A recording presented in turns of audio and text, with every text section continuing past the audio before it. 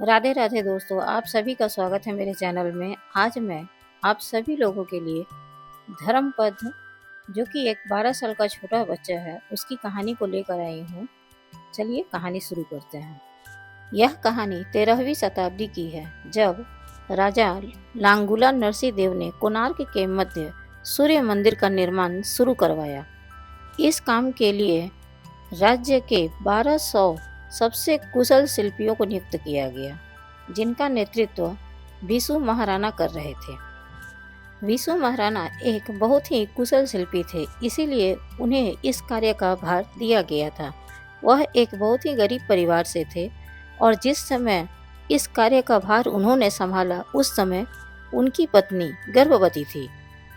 उन्होंने अपनी पत्नी को कहा कि मैं जा रहा हूँ मंदिर का निर्माण करने।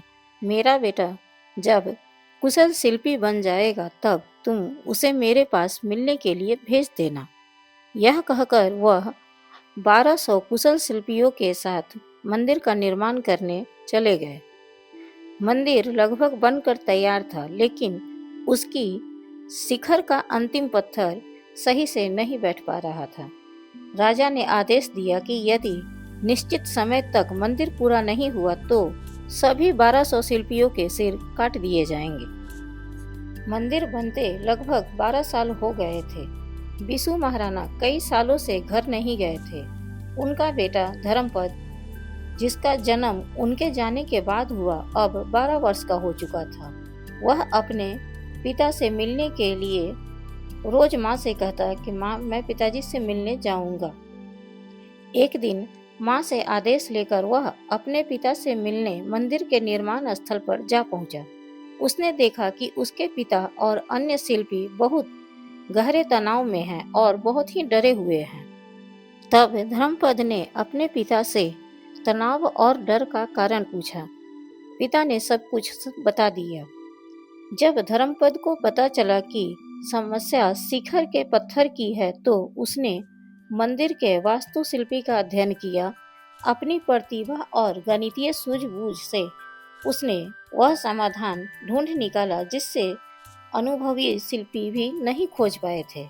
उसने रातों रात खुद ऊपर जाकर मंदिर के शिखर का अंतिम पत्थर पूरी सटीकता से स्थापित कर दिया।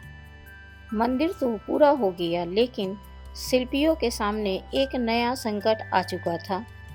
उन्हें डर था कि यदि राजा को पता चला कि जो काम 1200 अनुभवी लोग नहीं कर पाए, उसे एक 12 साल के बच्चे ने कर दिखाया है, तो राजा उनकी कुशलता पर सवाल उठाएंगे और फिर उन्हें मृत्युदंड भी मिल सकता है। इसलिए उनके चेहरे पर खुशी और दुख दोनों के भाव साफ साफ दिखाई दे रहे थे। अपने पिता और उन 1200 शिल्पियों के सम्मान और जीवन की रक्षा के लिए नन्हे धर्मपद ने एक कठोर निर्णय लिया। मंदिर के शिखर पर पत्थर लगाने के बाद एक कठोर निर्णय लिया। उसने वहीं से चंद्रभाग नदी या समुद्र में छलांग लगा दी और अपने प्राणों का बलिदान दे दिया। ओडिशा की संस्कृति में धर्मपद को कर्तव्य और बलिदान का प्रतीक माना जाता है।